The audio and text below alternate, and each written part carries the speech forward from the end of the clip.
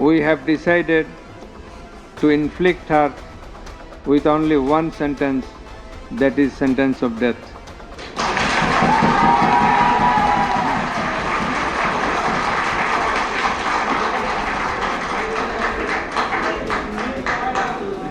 শেখ হাসিনার মৃত্যুদণ্ডের আদেশ। বাংলাদেশে গত বছরের জুলাই আগস্ট গণ অভ্যুত্থানের সময় সংগঠিত মানবতাবিরোধী অপরাধের অভিযোগে ক্ষমতাচ্যুত প্রধানমন্ত্রী শেখ হাসিনাকে মৃত্যুদণ্ড দিয়েছেন আন্তর্জাতিক অপরাধ ট্রাইব্যুনাল। তার বিরুদ্ধে মাধ্যমে তাদের উপরে যে সাজা দেওয়া হয়েছে সেটা কার্যকর করা যাবে। দ্বিতীয় যে প্রক্রিয়া আছে সেটি হচ্ছে যে ইন্টারপোলের মাধ্যমে, যেহেতু একটি বাংলাদেশের একটা ট্রাইব্যুনাল থেকে উপযুক্ত আদালতের থেকে তাদের মৃত্যুদণ্ড প্রদান করা হয়েছে, তাদেরকে ইন্টারপোলের মাধ্যমে গ্রেপ্তার করে বাংলাদেশে এনে সেই সাজা কার্যকর করা যেতে পারে।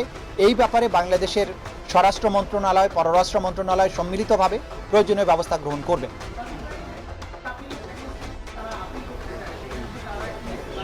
আনা 5টি অভিযোগের 2টিতে মৃত্যুদণ্ড ও অপরটিতে আমৃত্যু কারাদণ্ডের রায় দেন ট্রাইব্যুনাল।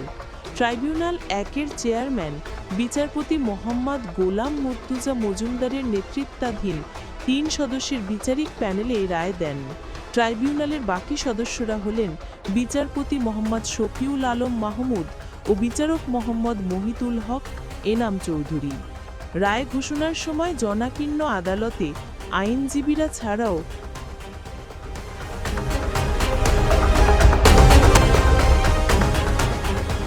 জুলাই অগস্টে নিহতদের কয়েকজনের পরিবারের সদস্যরা উপস্থিত ছিলেন। এর আগে ট্রাইব্যুনালে বিভিন্ন তথ্য প্রমাণের বিবরণ দেওয়া হয়। বিচার কাজ চলার সময় অডিও ভিডিও সহ যেসব তথ্য উপাত্ত ট্রাইব্যুনালে উপস্থাপন করা হয়েছে সেগুলোর বর্ণনা দেওয়া হয়। ঘটনার শিকার ও সাক্ষীরা কি বলেছে তার বর্ণনা দেওয়া হয়। এর আগে ট্রাইব্যুনালে জুলাই গণ অভ্যুত্থান চলাকালে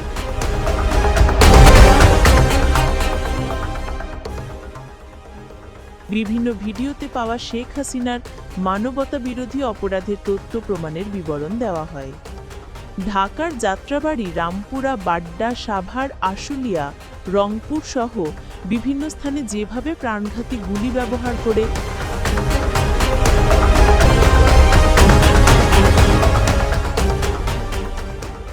আন্দোলনকারীদের হত্যা করা হয়েছে সেগুলোর ভিডিও ও তথ্য প্রমাণের বিবরণ দেওয়া হয়। আন্দোলনের সময় মানবাধিকার লঙ্ঘন নিয়ে বিভিন্ন আন্তর্জাতিক সংস্থা প্রকাশিত রিপোর্টের বিভিন্ন অংশ পড়ে শোনানো হয়।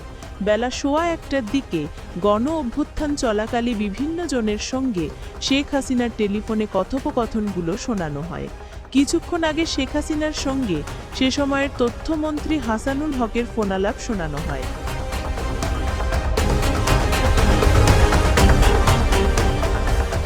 গণ অভ্যুত্থানে ক্ষমতাচ্যুত প্রধানমন্ত্রী শেখ হাসিনার পাশাপাশি এই মামলার অন্য 2 আসামি হলেন সাবেক স্বরাষ্ট্রমন্ত্রী আসাদুজ্জামান খান ও পুলিশের সাবেক মহাপরিদর্শক চৌধুরী আবদুল্লাহ আল মামুন।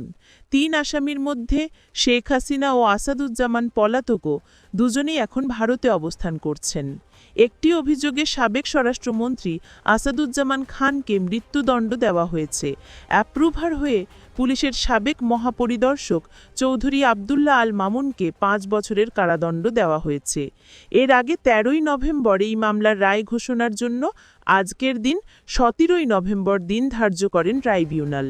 ট্রাইব্যুনালে প্রসিকিউশনের পক্ষে ছিলেন chief prosecutor Mohammad Tajul Islam, prosecutor Mizanul Islam, Gazi MH Tamim, Faruk Ahmad সহ অন্যরা।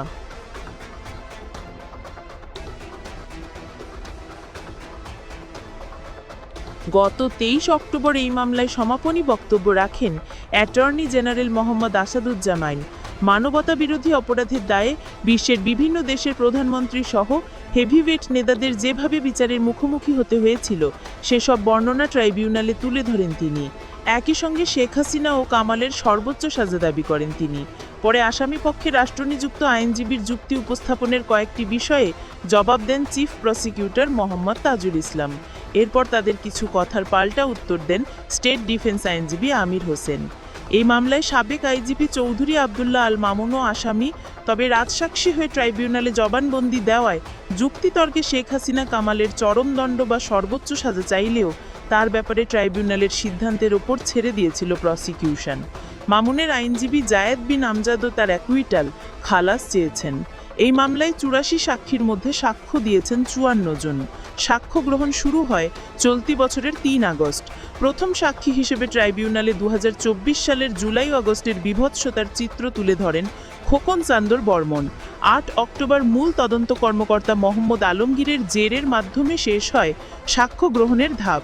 এরপর প্রসিকিউশন ও স্টেট ডিফেন্স আইনজীবীর যুক্তিতর্ক সম্পন্ন হয়। ২৩ অক্টোবর এই মামলায় ৩ আসামির বিরুদ্ধে মানবতাবিরোধী অপরাধের ৫টি অভিযোগ আনে প্রসিকিউশন। এর মধ্যে রয়েছে উস্কানি, মারণাস্ত্র ব্যবহার, আবু সাইদ হত্যা, চানখার কুলে হত্যা ও আশুলিয়ায় লাশ পোড়ানো। আনুষ্ঠানিক অভিযোগ মোট ৮৭৪৭ পৃষ্ঠার। এর মধ্যে তথ্যসূত্র ২০১৮ পৃষ্ঠার, জব্দি তালিকা ও দালিলিক প্রমাণাদি ৪০০৫ পৃষ্ঠার ও শহীদদের তালিকার বিবরণ ২৭২৪ পৃষ্ঠার। গত ১২ই মে চিফ প্রসিকিউটরের কাছে এই মামলার প্রতিবেদন জমা দেয় ট্রাইব্যুনালের তদন্ত সংস্থা।